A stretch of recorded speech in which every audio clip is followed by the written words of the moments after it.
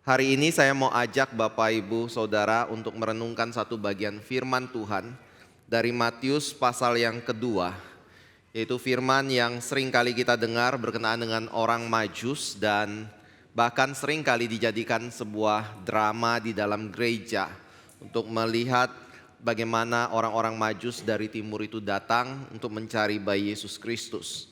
Dan saya percaya ini adalah sesuatu perikop yang kita sangat kenali dengan baik dan juga hal-hal yang berkaitan dengan siapa orang Majus itu. Jadi kita akan merenungkan dari sisi lain berkenaan dengan bagian ini ya. Mari kita buka Injil Matius pasal yang kedua.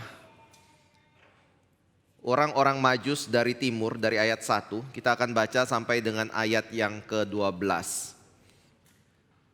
Sesudah Yesus dilahirkan di Betlehem, di tanah Yudea, pada zaman Raja Herodes, datanglah orang-orang Majus dari timur ke Yerusalem dan bertanya-tanya di manakah dia raja orang Yahudi yang baru dilahirkan itu. Kami telah melihat bintangnya di timur dan kami datang untuk menyembah dia. Ketika Raja Herodes mendengar hal itu, terkejutlah ia beserta seluruh Yerusalem. Maka dikumpulkannyalah semua imam kepala dan ahli Taurat bangsa Yahudi. Lalu dimintanya keterangan dari mereka di mana Mesias akan dilahirkan. Mereka berkata kepadanya, di Betlehem di tanah Yudea, karena demikianlah ada tertulis dalam kitab Nabi. Dan kau Betlehem tanah Yehuda, engkau sekali-kali bukanlah yang terkecil di antara mereka yang memerintah Yehuda. Karena daripadamulah akan bangkit seorang pemimpin yang akan menggembalakan umatku Israel.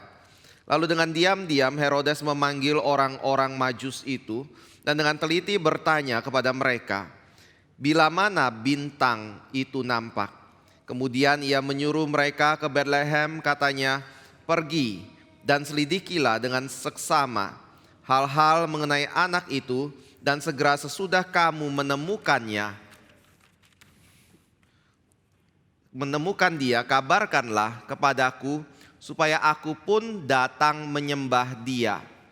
Setelah mendengar kata raja itu, berangkatlah mereka dan lihatlah bintang yang mereka lihat di timur itu mendahului mereka hingga tiba dan berhenti di atas tempat di mana anak itu berada. Ketika mereka melihat bintang itu, sangat bersukacitalah mereka. Maka masuklah mereka ke dalam rumah itu dan melihat anak itu bersama Maria ibunya, lalu sujud menyembah dia. Mereka pun membuka tempat harta bendanya dan mempersembahkan persembahan kepadanya, yaitu emas, kemenyan dan mur. Dan karena diperingatkan dalam mimpi supaya jangan kembali kepada Herodes, maka pulanglah mereka ke negerinya melalui jalan lain. Mari kita berdoa. Kembali kami berdoa, mohon kau boleh memberkati kami dengan waktu dan kebenaran-Mu di dalam pemberitaan firman malam hari ini. Kami rindu Bapa, Engkau boleh berbicara tengah-tengah kami untuk menyuarakan apa yang menjadi isi hati-Mu, kerinduan-Mu, keinginan-Mu untuk anak-anak-Mu. Kami semua yang hadir pada sore hari ini menjelang malam boleh mengerti. Pimpin hamba-Mu juga sekali lagi ya Bapa untuk menyuarakan firman pada malam hari ini. Dalam nama Tuhan Yesus, yaitu Tuhan dan Juru Selamat kami yang hidup, kami telah berdoa. Amin. Bapak Ibu Saudara yang kasih Tuhan, kalau kita melihat cerita tentang kelahiran Yesus Kristus, maka cerita kelahiran Kristus itu cuma ada di dalam dua kitab suci. Yang pertama adalah di dalam Injil Matius, yang kedua adalah di dalam Injil Lukas. Kalau kita baca Injil Markus, kita tidak akan menemukan kisah dari kelahiran Yesus Kristus. Tapi Markus langsung memulai kisahnya itu dari suara yang ada di padang gurun yang berteriak untuk memanggil orang datang dan bertobat kepada Tuhan. Lalu kalau saudara melihat Injil Yohanes, di dalam Injil Yohanes juga ada satu berita yang agak sedikit berbeda dari Markus dan juga dari Matius dan dari Lukas. Yaitu di dalam Injil Yohanes saudara akan melihat bahwa Yohanes mulai memberitakan Yesus adalah satu pribadi yang ada sebelum langit dan bumi diciptakan. Dan dia adalah pribadi yang ada bersama-sama dengan Allah, dan dia adalah Allah sendiri. Lalu kemudian dikatakan di dalam ayat 14, dia menjadi manusia. Langsung ceritanya seperti itu. Tetapi kalau saudara melihat di dalam Injil Lukas menyatakan bahwa bayi Yesus Kristus itu sebelum lahir ada malaikat yang datang kepada Maria untuk mengabarkan tentang kelahiran dari bayi itu. Dan ketika bayi itu lahir ke dalam dunia, malaikat juga kemudian memberitahukan berita kelahiran bayi itu kepada para gembala yang ada di padang. Tetapi kalau kita melihat di dalam Injil Matius, walaupun ada sedikit persamaan, ada juga perbedaan yang nyata di dalam Injil Lukas dan Injil Matius berkenaan dengan hal itu. Injil Matius dimulai dengan silsilah, lalu dimulai dengan cerita bahwa Matius ingin pergi meninggalkan Maria ketika dia tahu kalau Maria itu hamil, tetapi kemudian Tuhan mencegah itu, dan setelah peristiwa itu langsung masuk ke dalam cerita dari orang Majus yang datang dari timur. Sama-sama datang untuk bertemu dengan bayi Yesus Kristus. Sama-sama ingin melihat anak yang lahir itu. Tetapi yang satu adalah para gembala, yang satu adalah orang Majus dari timur. Nah, mengapa ada dua kisah ini dan tujuannya untuk apa? Saya percaya dari maksud cerita itu ada yang ingin Tuhan sampaikan kepada diri kita. Ketika Injil Lukas menyatakan para gembala mendapatkan berita kelahiran dari bayi Yesus Kristus, tujuannya adalah untuk memberitahu kabar baik itu, Injil itu, keselamatan yang Tuhan sudah rencanakan bagi manusia berdosa. Itu bukan hanya diperuntukkan untuk orang-orang petinggi saja, tetapi untuk para gembala. Siapa mereka? Mereka adalah orang yang hina, orang yang rendah, orang yang disingkirkan oleh masyarakat, orang yang kesaksiannya tidak mau didengarkan oleh para pengadilan atau petinggi yang ada di dalam pengadilan, karena mereka dianggap sebagai pendosa yang perkataannya tidak bisa dipercaya oleh manusia. Tetapi justru pada waktu Natal, mereka yang mendapatkan kabar pertama dari Tuhan yang menyatakan berita Injil adalah untuk orang-orang kecil, orang-orang hina, rendah, yang berdosa di dalam masyarakat ini. Tetapi kalau kita melihat di dalam Injil Matius ada perbedaan. Pada waktu bayi itu lahir, tidak dikatakan ada satu petinggi pun atau bahkan pemimpin agama yang datang dan mengerti bahwa bayi Yesus, Mesias yang dijanjikan di dalam perjanjian lama itu sudah digenapi dan sudah lahir ke dalam dunia ini. Bahkan ketika orang-orang Majus datang untuk mencari tahu anak itu, mereka bisa memberitahukan secara spesifik kalau anak itu lahir di Bethlehem, di Efrata, di tanah Yehuda.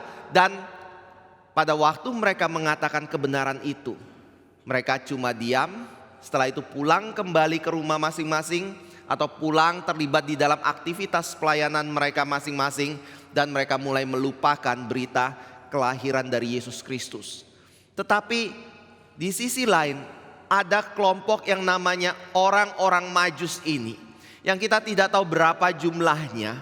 Tetapi bagi orang-orang yang sering kali melakukan drama di gereja, dianggap sebagai 3 orang. Berdasarkan apa?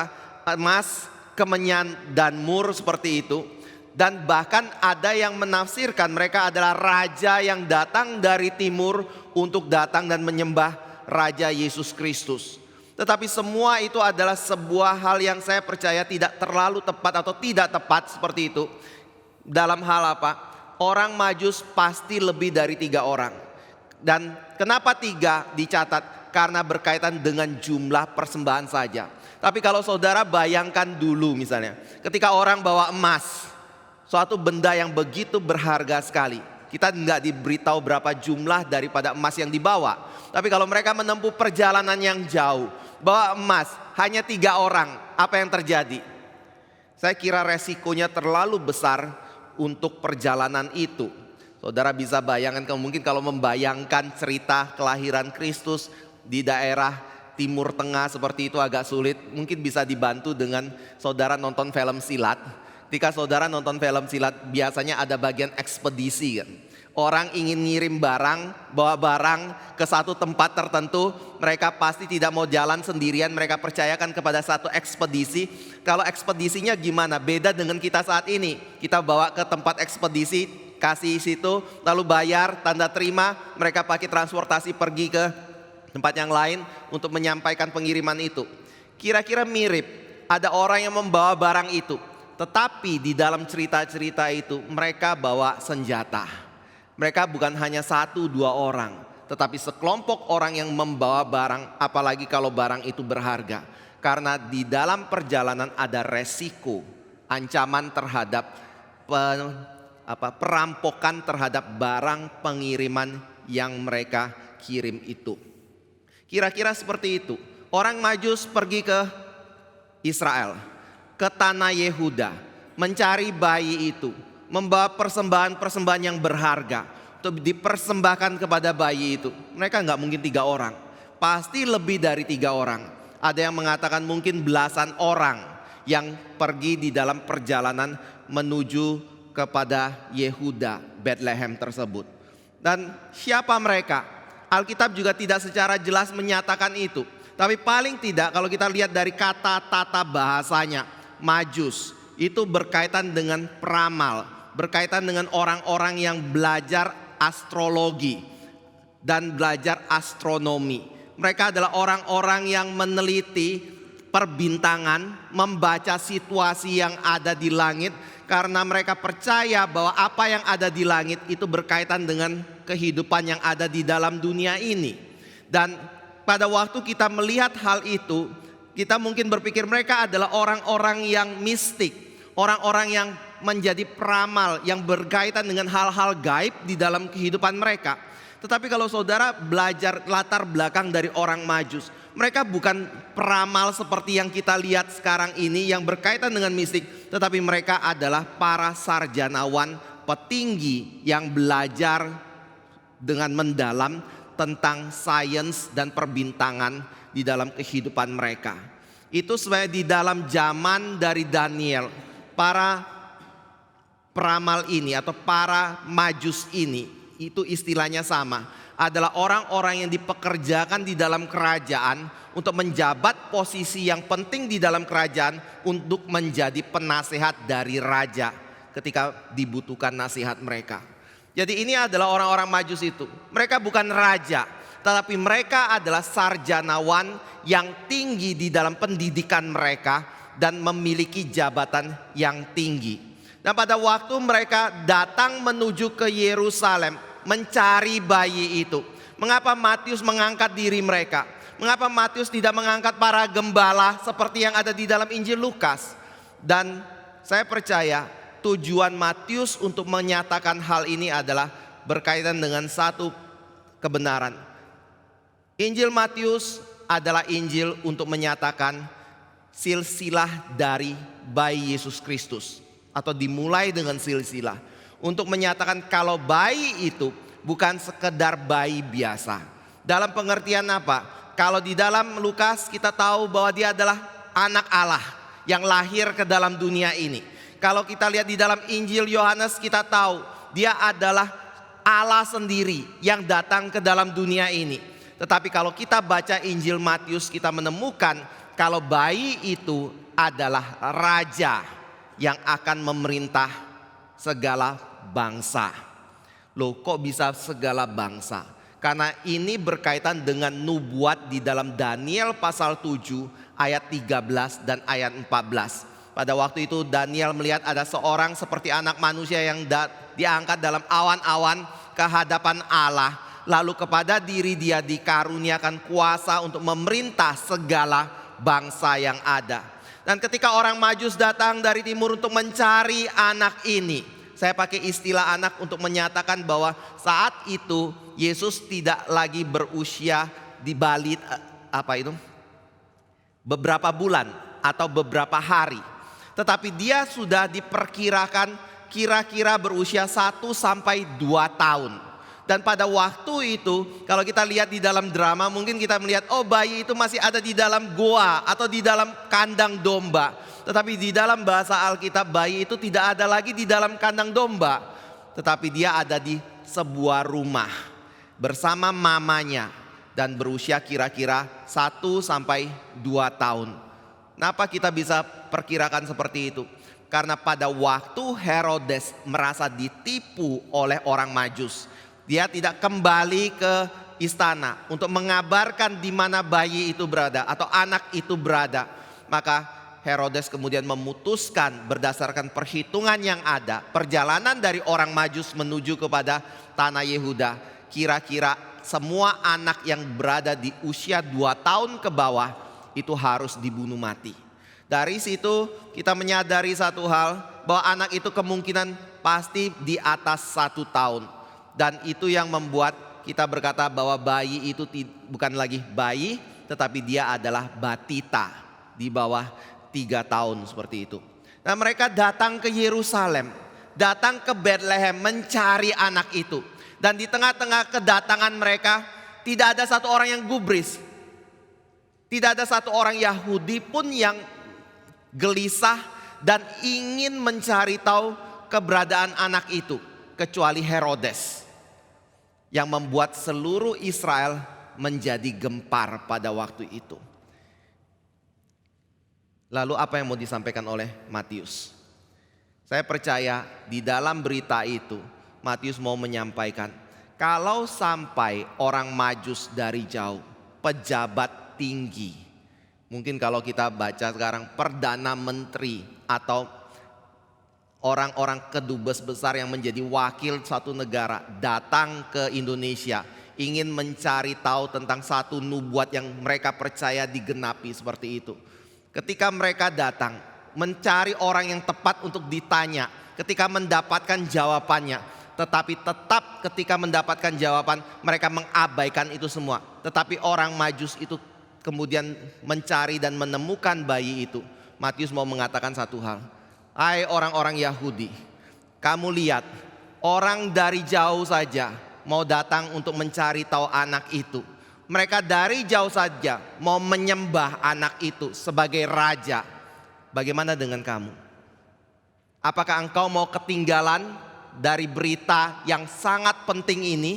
Apakah engkau mau ketinggalan dari satu kabar bahwa rajamu sudah lahir dalam dunia?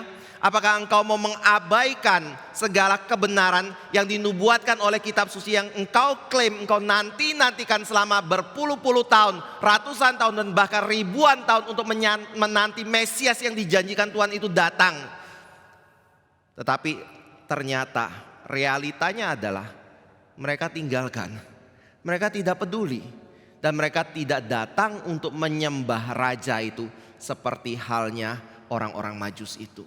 Nah saudara, ketika kita berbicara seperti ini, aplikasi apa yang kita bisa dapatkan? Saya percaya hal yang kita bisa katakan adalah orang yang merasa dirinya dekat dengan Tuhan dan kebenaran mungkin adalah orang yang jauh dari kebenaran. Orang yang kita anggap jauh dari kebenaran, orang yang kita anggap kafir, justru mereka adalah orang yang dekat dengan kebenaran Tuhan. Buktinya apa? Orang Farisi, ahli Taurat, para imam yang hidupnya membaca kitab suci setiap hari, gak pernah ketinggalan seperti itu. Gak seperti kita kalau bangun lebih pilih yang kesibukan. Mereka baca, teliti, cari tahu. Tapi ketika berita itu dikabarkan, ketika mereka tahu jawaban yang tepat tentang kelahiran bayi itu, gak ada satupun yang mempedulikan dan ingin mengecek tentang kelahiran itu adalah satu kebenaran atau bukan. Nah akhirnya Tuhan meninggalkan mereka. Bapak Ibu Saudara yang kasih Tuhan, saya percaya hal ini juga kita bisa melihat dalam kehidupan kita. Siapa yang dikatakan orang dekat? Mungkin orang dekat itu kita bisa katakan sebagai orang yang besarnya di gereja, orang yang lahir di dalam keluarga Kristen, orang yang dari kecil ikut sekolah minggu, orang yang dari kecil tidak pernah absen di dalam ibadah kepada Tuhan. Siapa orang jauh? orang yang kita pikir adalah orang yang tidak layak untuk mendapatkan keselamatan dari Tuhan. Karena mereka adalah orang berdosa, mereka adalah orang yang jahat. Tetapi ketika kita ada di dalam gereja, ketika setiap kali firman dikabarkan, ketika kebenaran Tuhan dinyatakan, kita nggak peduli. Kita abaikan. Tidak ada penundukan diri dan penyembahan yang kita lakukan di hadapan Tuhan. Bapak Ibu Saudara yang kasih Tuhan, saya percaya kalau kita mengutip bagian dari surat Efesus, di situ ada katakan satu kalimat, yang dekat itu jauh, yang jauh itu dekat. Yang dekat jauh artinya apa? Mereka berpikir mereka ada di dalam kerajaan Allah, mereka adalah orang-orang yang sudah ditebus dan diselamatkan di dalam Kristus, tetapi di hadapan Tuhan mereka jauh. Sebabnya karena apa? Tidak ada penundukan diri kepada Raja Kristus. Bapak Ibu Saudara yang kasih Tuhan, saya percaya Alkitab mengajarkan ketika Yesus menyelamatkan kita, tujuan Yesus menyelamatkan kita bukan cuma kita masuk surga, tetapi tujuan Yesus menyelamatkan kita adalah untuk memberikan penghargaan kepada diri Dia selama-lamanya di dalam kehidupan kita, mulai dari kita percaya kepada diri Dia dan sampai ke dalam kekekalan. Karena apa? Dia layak untuk menerima itu, dan karena Dia menyembah atau Dia menyelamatkan kita untuk hal itu, untuk mentuhankan Dia. Kita seringkali berpikir mungkin, atau kalau kita mau narik ke dalam kisah orang Majus ini, kita berpikir bahwa orang Majus itu adalah orang yang punya kepintaran, kecerdasan untuk bisa menganalisa bintang lalu menemukan bayi Yesus itu lahir. Tapi Bapak Ibu Saudara yang kasih Tuhan, saya percaya dasarnya adalah bukan karena mereka pintar untuk menganalisa bintang dan mencari bayi Yesus dan menemukan bayi Yesus Kristus. Tetapi dasar yang penting Alkitab katakan adalah kalau tidak ada firman Tuhan, maka mereka pasti tidak tahu bintang itu menunjukkan kelahiran dari raja segala bangsa itu.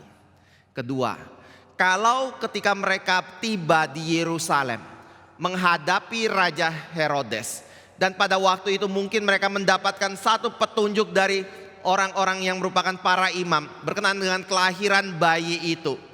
Tapi ketika kita berbicara hal itu, kita juga kembali ngomong, ada imam yang menunjukkan kepada mereka di mana bayi lahir itu. Kalau tidak ada firman yang menyatakan Bethlehem, di mana bayi itu lahir, saya yakin mereka juga bingung nyarinya di mana. Tetapi yang menarik juga adalah ketika mereka mengetahui itu, tiba-tiba mereka melihat kembali ada bintang yang semula menuntun mereka menuju ke tanah Yehuda itu. Lalu mereka bersuka cita, mereka mengikuti bintang itu kembali yang membawa mereka sampai ke rumah di mana Maria dan anak itu berada dan menemukan anak itu. Artinya apa? Pada waktu kita berbicara tentang iman kita kepada Tuhan, pada waktu kita berbicara tentang pengertian kita akan satu kebenaran tentang Tuhan Allah, semuanya itu adalah diinisiasi oleh Tuhan sendiri dan bukan atau sesuatu yang tidak pernah muncul dari diri manusia pertama-tama. Gak pernah, tapi selalu dari Tuhan Allah. Itu sebenarnya kalau saudara baca di dalam 1 Korintus pasal 1, Paulus berkata, Injil itu bagi orang pandai atau orang bodoh. Injil itu bagi orang yang berhikmat atau orang yang dipandang rendah oleh dunia. Alkitab berkata, Paulus berkata, Injil itu bukan untuk orang pintar. Saya percaya maksudnya bukan IQ-nya tinggi kayak gitu, dan orang Kristen banyak yang IQ rendah.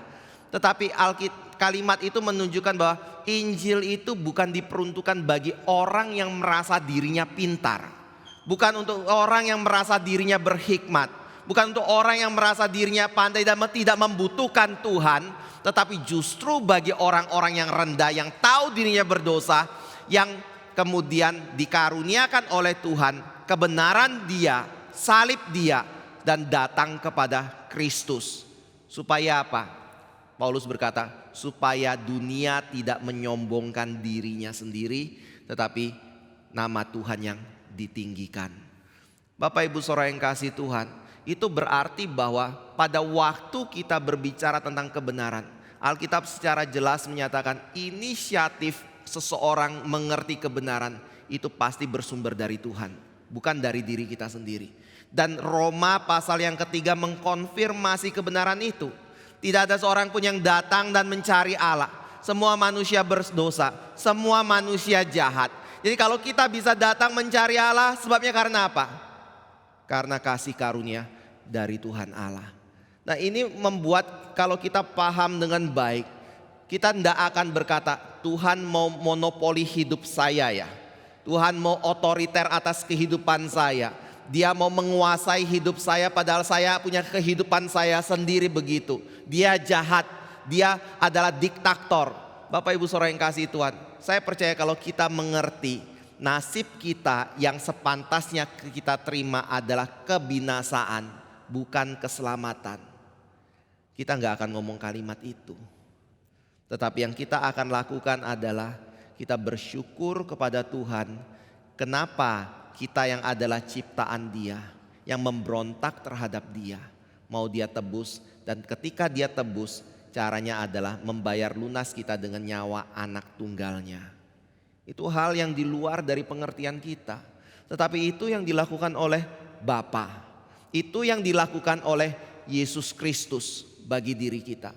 Makanya pada waktu kita mengerti bahwa tujuan Tuhan itu telah menyelamatkan kita adalah bukan hanya untuk mengaruniakan hidup kekal, atau paling tidak seperti ini ya. Kalau andai kata Tuhan menyelamatkan saudara hanya untuk hidup kekal, saya mau tanya, ketika saudara hidup selama-lamanya, saudara hidup selama-lamanya untuk apa? Kerja lagi, cari uang, urusan pribadi. Enggak kan? Konteks itu aja kita langsung pikir kok. Tuhan menyelamatkan saya untuk tinggal bersama dengan Tuhan selama-lamanya, untuk melayani Dia selama-lamanya. Dan itu dimulai dari kapan? Kita hidup dalam dunia ini. Jadi pada waktu kita melihat Injil Matius, Matius ingin membawa kita melihat pada waktu orang Majus itu datang. Ini orang dari jauh, orang yang sebenarnya bukan umat Allah, orang yang tidak memiliki janji Tuhan di dalam hidup mereka. Mereka adalah orang-orang yang tidak punya firman Tuhan seperti orang-orang Yahudi. Tetapi justru mereka mau datang ketika mereka mengerti kebenaran. Dan orang Yahudi sendiri mengabaikan kebenaran itu. Dan mereka tidak mau tunduk dan submit kepada kebenaran itu. Artinya adalah mereka sendiri tidak mau menundukkan kepada Raja mereka, yaitu Yesus Kristus. Bapak Ibu Saudara yang kasih Tuhan, itu sebabnya kita perlu gumulkan baik-baik. Posisi kita di mana? Selama ini saya mengikut Tuhan. Ada enggak penundukan itu? Ada enggak pengertian tentang kebenaran itu? Jangan-jangan saya cuma menyebut Dia adalah juru selamatku. Jangan-jangan saya hanya menyebut Dia adalah raja atas hidupku. Tapi hidupku adalah hidupku sendiri. Yang menjadi raja adalah diriku sendiri dan bukan Tuhan atas kehidupanku. Lalu kita lanjut. Kalau orang Majus bisa membaca alam dan mengetahui kelahiran dari anak melalui bintang itu. Pertanyaannya, baca nasib melalui bintang itu adalah hal yang diperbolehkan enggak? Bapak Ibu Saudara yang kasih Tuhan, saya percaya tidak. Kenapa tidak? Tapi orang Majus bisa lihat itu dan dia baca dan ternyata benar. Kita harus lihatnya seperti ini. Tuhan bisa menggunakan berbagai cara untuk berbicara kepada manusia. Dan pada waktu Tuhan menggunakan berbagai cara untuk berbicara kepada manusia, Tuhan menggunakan cara yang manusia mengerti atau bahasa yang manusia mengerti. Dan orang Majus ini belajar tentang perbintangan. Bahasa yang mereka mengerti adalah tentang perbintangan. Itu sebabnya ketika Tuhan mau menggunakan orang Majus untuk mencari Yesus Kristus, caranya adalah menggunakan bintang untuk berbicara kepada mereka, untuk mereka datang dan mencari Tuhan. Jadi itu adalah berdasarkan karunia Tuhan untuk orang-orang Majus itu. Tapi pada zaman kita Tuhan tidak berbicara menggunakan cara itu. Tuhan berbicara kepada kita melalui firman-Nya yang sudah Dia wahyukan secara lengkap bagi diri kita. Seperti yang Timotius katakan, segala firman Tuhan itu adalah bermanfaat untuk mengajar, menyatakan kesalahan, dan untuk memperbaiki kelakuan kita. Dan itu sudah cukup untuk menuntun kehidupan kita. Dan saya percaya hal yang kita bisa lihat daripada kehidupan dari orang-orang Majus ini adalah mereka datang mencari Tuhan. Dan ketika mereka melihat kebenaran Tuhan, mereka tidak berputus asa. Mereka datang untuk terus mencari Tuhan dan sampai menemukan Tuhan itu. Saudara mungkin bicara seperti ini. Ya, itu kan orang Majus. Mereka ada bintang yang menuntun mereka. Kami nggak punya bintang itu. Oke lah kami ada firman, tapi kami nggak punya bintang itu. Bagaimana kami harus datang kepada Tuhan? Kalau dalam hal ini saya kembali lagi pertama, saudara harus mengingat dan percaya Alkitab adalah firman Tuhan. Yang kedua ini yang kita harus pegang baik-baik. Pada waktu kita berpegang Alkitab adalah firman Tuhan dan mengerti cara kerja Tuhan adalah melalui firman ini, saudara jangan berani mengklaim kayak gini, oh kalau ada supranatural depan saya pasti kejar dan cari kebenaran itu. Tuhan tidak akan nyatakan itulah. Saya pakai istilah yang ekstrim ya. Tuhan tidak akan nyatakan itu. Walaupun saya juga percaya Tuhan bisa menggunakan cara itu. Tetap bisa. Tetapi Bapak Ibu Saudara yang kasih Tuhan, di zaman kita sering kali berpikir kalau Tuhan menggunakan cara mukjizat untuk menyatakan kebenarannya. Saya harus mengalami mukjizat itu untuk baru mau percaya kepada Tuhan atau beriman kepada Tuhan. Maafkan saya ngomong, Bapak Ibu kemungkinan besar pasti kecewa. Karena di dalam firman Tuhan Ibrani dikatakan, Tuhan sekarang menggunakan cara berbicara kepada kita melalui perkataan anaknya kepada diri kita. Lalu bagaimana saya bisa tahu saya pasti mendapatkan kebenaran tentang Tuhan? Bagaimana saya tahu bahwa saya mendapatkan pimpinan Tuhan? Ya Alkitab. Lalu yang kedua adalah pada waktu saudara mengerti itu adalah firman Tuhan, Alkitab menjamin ketika saudara bertekun mencari kebenaran itu, bertekun menyelidikinya, bertekun menjalankannya seperti yang Alkitab katakan, saudara gak akan kecewa. Saudara pasti akan menemukan kebenaran tentang Tuhan dan bahkan menemukan Tuhan sendiri dalam hidupanmu. Itu adalah cara kerja Tuhan saat ini. Tetapi untuk hal itu, satu hal yang saudara harus lampaui terlebih dahulu yang kita pelajari dari orang bijak ini atau orang Majus yang sering kali disebut sebagai orang bijak. Kenapa orang bijak? Karena mereka adalah orang-orang yang dipandang Tuhan sebagai orang yang bijak. Karena apa? Mereka ketika menemukan kebenaran Tuhan, mereka tidak berhenti di tengah jalan. Tetapi mereka terus menerus mengejar, mencari walaupun rintangan yang dihadapi penuh dengan tantangan dan bahaya. Bapak Ibu Saudara yang kasih Tuhan, hal ini adalah hal pertama yang menjadi kebenaran kita bisa pegang dan pelajari dari orang Majus. Orang yang bijak di hadapan Tuhan adalah orang yang tidak menjadikan tantangan di dalam hidupannya sebagai penghambat dari diri dia untuk mencari Tuhan. Mengapa saya bilang seperti ini? Karena tadi saya katakan di awal, siapa orang Majus? Mereka orang timur.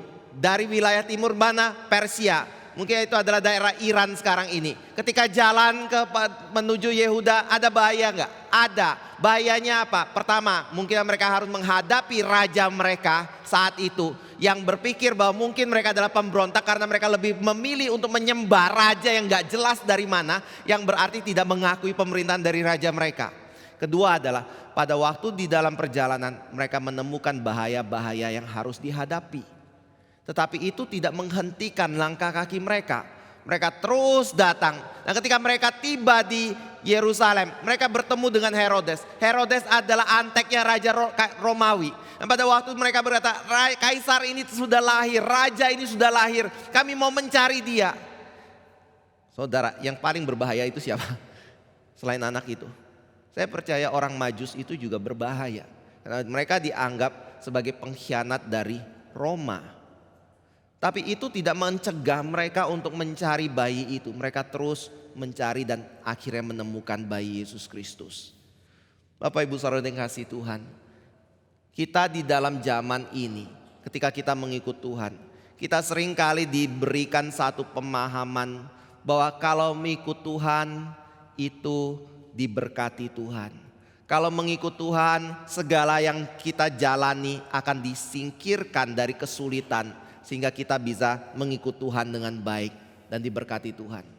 Saya ada diberikan satu orang cerita.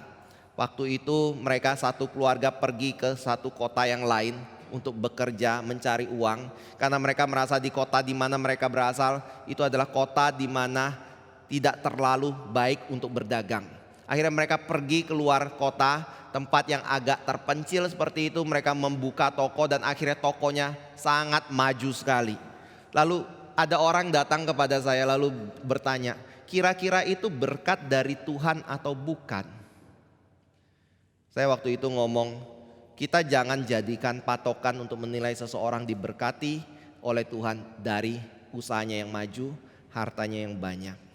Tetapi lihat apakah ketika dia berusaha, maju, punya kekayaan yang makin bertambah seperti itu membuat dia makin jauh dari Tuhan atau tidak. Kalau dia makin jauh dari Tuhan, dia tidak lagi beribadah kepada Tuhan atau mulai mengurangi waktunya beribadah, mengurangi waktunya saat teduh dan membaca firman, berdoa di hadapan Tuhan, itu bukan berkat tetapi itu kutukan dari Tuhan Allah. Dan baru tadi saya dapat informasi, orang itu dengan sombong atau dengan satu kebanggaan berkata, sejak kami diberkati, pakai kata diberkati loh, kami gak pernah ke gereja lagi, kami gak pernah baca Alkitab lagi. Tetapi di dalam konsep kita seringkali berpikir bahwa orang yang diberkati itu adalah orang yang dibukakan jalannya, dilancarkan, dipenuhi apa yang menjadi keinginan dia. Tanpa perlu ada perjuangan yang terlalu besar. Mungkin perjuangan ada kalau ada keuntungan untuk diberkati seperti itu. Saya mau tanya, orang Majus ada keuntungan apa? Orang bijaksana bertemu dengan Yesus yang adalah penasehat ajaib untuk konsultasi seperti itu. Dia masuk 2 tahun belum bisa bicara banyak hal tentang kebenaran. Alkitab berkata dia sendiri bertumbuh di dalam kebenaran, pengetahuan, kasihnya kepada Allah dan kasihnya kepada sesama. Mau menyembah dia sebagai raja dan meninggikan dia sebagai raja. Dan berharap mendapatkan satu jabatan di dalam kerajaan Yesus Kristus. Maafkan, dia sendiri bela diri dia gak bisa kok. Ketika Herodes datang untuk menghancurkan diri dia, papa angkatnya dan mamanya itu harus pergi ke Mesir untuk menyelamatkan diri dari pembunuhan yang dilakukan oleh Herodes. Tidak ada. Dia bahkan harus mengeluarkan tenaga, meluangkan waktu, menempuh bahaya, dan bahkan memberikan persembahan kepada bayi itu. Bapak Ibu mau gak jadi orang kayak gini? Kadang-kadang saya sedih sekali kalau dengar orang Kristen berkata, saya waktu ditanya, kenapa kamu ke gereja itu? Ya karena gereja itu paling dekat dengan rumah saya. Saudara, orang Majus itu jalan berminggu-minggu bahkan berbulan-bulan untuk cari bayi Yesus Kristus. Lalu ketika bertemu, mereka cuma bertemu dengan bayi itu dan tidak ada manfaat apapun yang mereka bisa dapatkan kecuali apa? Bertemu dengan bayi itu. Saya mau tanya, Bapak Ibu mau? Mau? Gak mau? Mau? Susah jawab. Mau gak? Kalau Bapak Ibu gak mau, saya kasih tahu. Itu tujuan Tuhan dalam hidup kita. Itu adalah tujuan yang Tuhan ingin kita dapat di dalam perjalanan rohani kita. Untuk melihat kalau yang paling berharga di dalam hidup ini bukan uang, bukan harta, bukan teman, bukan pekerjaan atau cita-cita kita terkabulkan, bukan keluarga yang baik-baik seperti yang dipikir oleh manusia mungkin, yang diangan-angan oleh kita. Tetapi yang Tuhan inginkan kita capai adalah mengenal Dia pribadi dan menemukan Dia secara pribadi. Karena Dia sumber dari segala yang kita nikmati, yang kita klaim sebagai kebahagiaan di dalam hidup ini. Bapak Ibu Saudara yang kasih Tuhan, kalau kita lihat di dalam Mazmur, saya sengaja panjang sedikit ini ya, supaya kita sungguh-sungguh ngerti prinsip ini. Karena kita seringkali daya juang kita untuk Tuhan itu sangat dangkal sekali, sedikit sekali. Padahal tujuan Tuhan untuk membuat kita ada di dalam kesulitan, membuat kita ada di dalam pergumulan, membuat relasi pertemanan kita rusak seperti itu. Kadang-kadang Tuhan membuat pekerjaan kita mengalami masalah. Tujuannya cuma satu kok. Yang Alkitab katakan, untuk melihat dan hanya berharap kepada Kristus. Yang kita pikir pengharapan itu bisa tidak diletakkan kepada Kristus. Saya ambil dari perspektif ini ya. Cerita hidup manusia itu berbicara tentang apa sebenarnya? Kisah pengharapan, setuju gak? Bahagianya hidup manusia artinya adalah pengharapan yang kita harapkan itu terjadi. Kesedihan di dalam hidup manusia itu adalah berkaitan dengan pengharapan yang kita harapkan tidak terjadi. Setuju? Setuju ya? Saya mau tanya, pengharapan apa yang Bapak Ibu inginkan dalam hidup ini? Yang Bapak Ibu Saudara pikir itu adalah satu yang akan mendatangkan kebahagiaan. Mungkin tadi yang saya bilang, kalau saya ada di, tolong mungkin HP-nya bisa dimatiin ya. Kalau kita ada di dalam satu situasi yang misalnya nggak menyenangkan, caranya bagaimana supaya bisa mendapatkan situasi yang menyenangkan? Pengharapan kita apa? Situasi itu berubah kan? Cara situasi itu berubah bagaimana? Pertama, situasinya berubah, atau ada orang yang mengubah situasi itu, atau kalau kita bisa ubah situasi itu, kita ubah situasi itu. Kalau nggak bisa, kita pindah tempat ke situasi yang lain, kayak gitu. Kalau satu keadaan di mana kita berada itu tidak memberkati kita atau tidak mendatangkan sukacita dalam kehidupan kita, misalnya kerjaan susah di situ, bagaimana? Kita pindah ke tempat yang lain. Kalau andai kata kita merasa bahwa pertemanan yang kita miliki itu adalah sesuatu yang berharga, tetapi ternyata apa yang kita harapkan timbul dari pertemanan itu nggak bisa kita andalkan kayak gitu. Akibatnya apa? Kita kecewa, atau mungkin kita akan mencari teman yang lain untuk memberi kepuasan di dalam hidup kita. Supaya kita bahagia, kita senang, dan kita bisa menikmati kehidupan ini. Kalau kita berpikir hal itu, saya yakinkan satu hal, Bapak Ibu Saudara tidak akan pernah ada damai, dan Bapak Ibu Saudara tidak akan pernah bisa istirahat dalam hidupmu. Dan kemungkinan besar gak bisa tidur malam.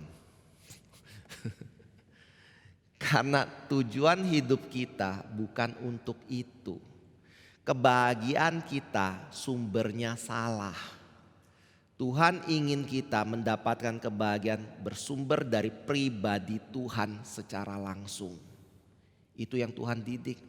Makanya kadang-kadang ketika kita terlalu dekat dengan Tuhan, Tuhan kasih gesekan supaya kita patah hati, supaya kita terluka, supaya kita lihat, Tuhan, kenapa ya nasib hidupku begitu buruk misalnya. Balik ke Tuhan. Kemarin ada orang yang ngomong sama saya juga, Pak Dawis, tolong dong doakan saya ada kasus seperti ini. Kasusmu apa? Tolong bicara yang detail dikit. Akhirnya dia bicara secara detail. Lalu saya ngomong satu kalimat, kalau ada masalah baru cari Tuhan dan baru cari pendeta ya. Agak sadis ya saya ngomong kayak gitu.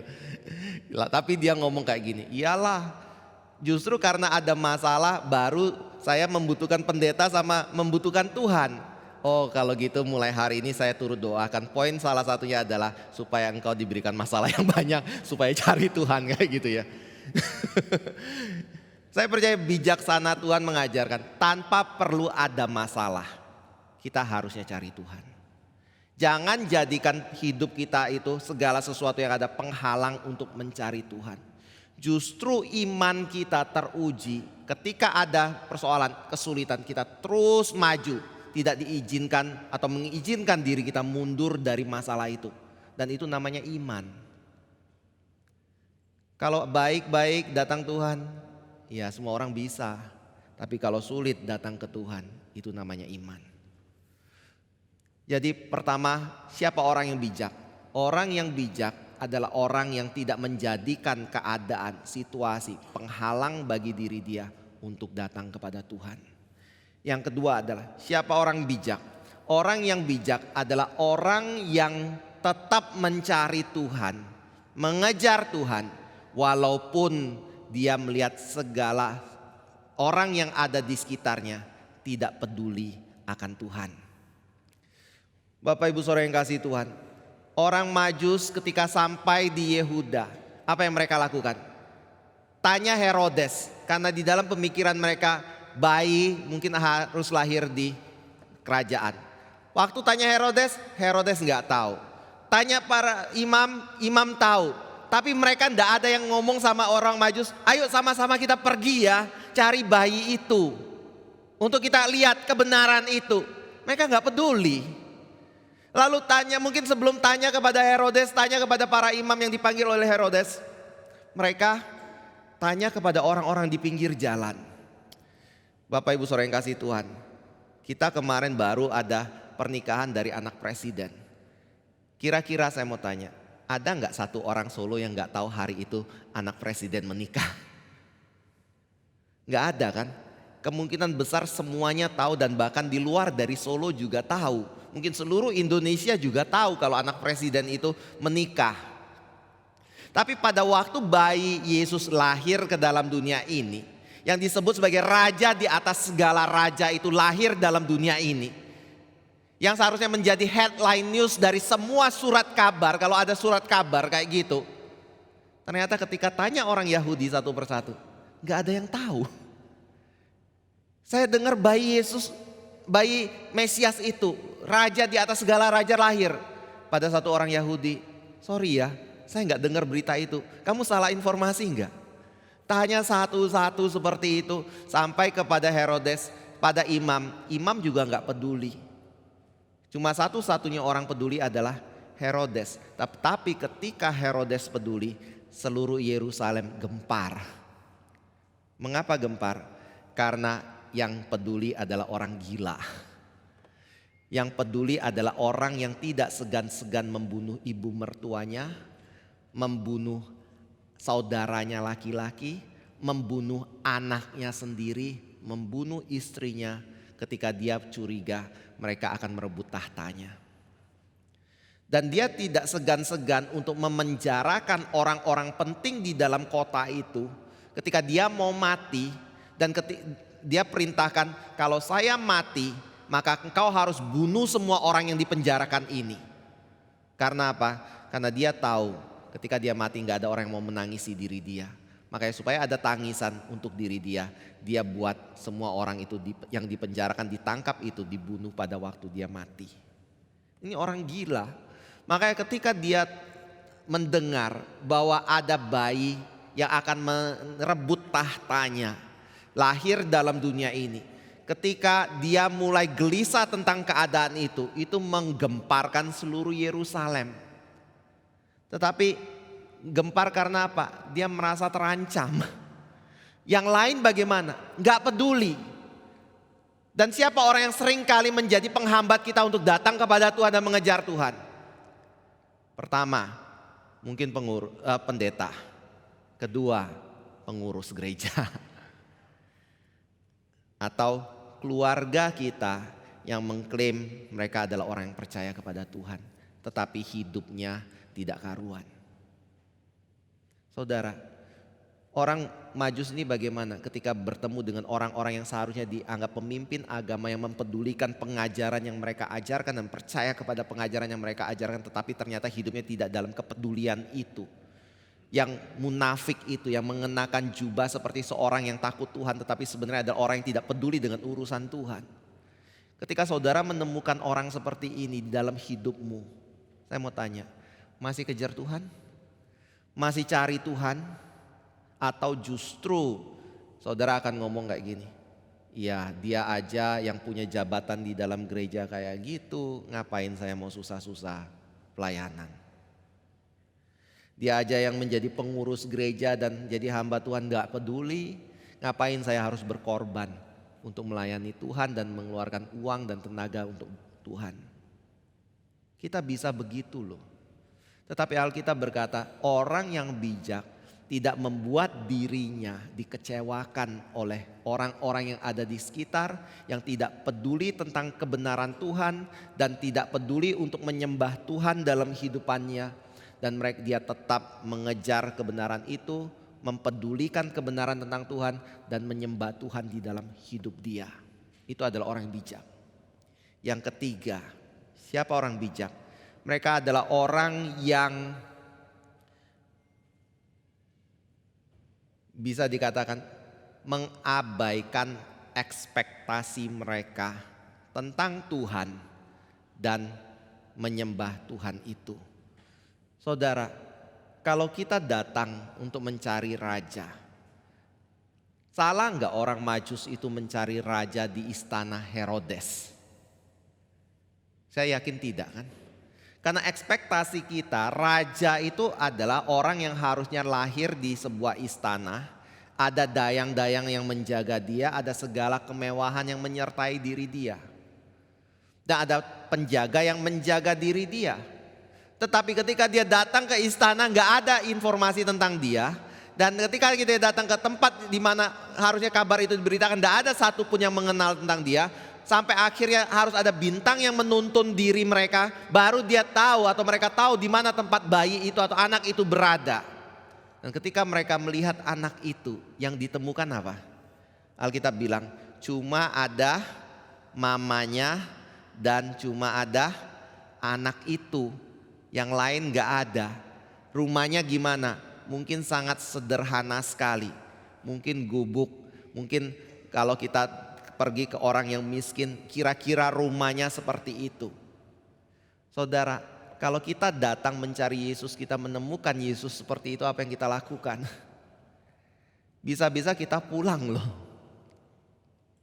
Tetapi yang mereka lakukan adalah mereka sujud menyembah kepada bayi itu dan mereka memberikan persembahan kepada bayi itu. Saya percaya ada dua hal yang mereka harus lewati di dalam hal ini. Pertama adalah mereka harus mengubah konsep mereka tentang siapa Kristus.